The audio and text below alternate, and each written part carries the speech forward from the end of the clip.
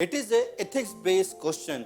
As you are aware of the seller margin, you are not supposed to reject their prices, or you are not supposed to replace them early. You need to give some ethical consideration. Let's see how many of you answered ethically. Option number A says use another qualified vendor.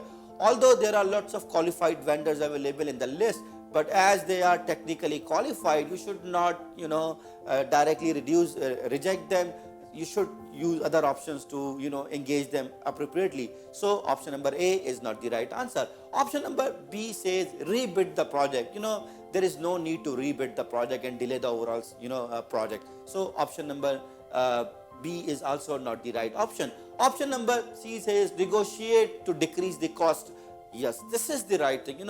First of all, as you are already in a procurement, you need to perform negotiation and see how you are able to make a win-win situation for both the parties. So this is the right option on the given context. Option number D says report the discrepancy to the procurement head. I don't think so that procurement head is going to help and solve the matter right now, because this is specific to your specific target area, and as they are following the procedures, you need to look into it how you can measure and manage the thing. So the right answer in this context is option number C. Thank you.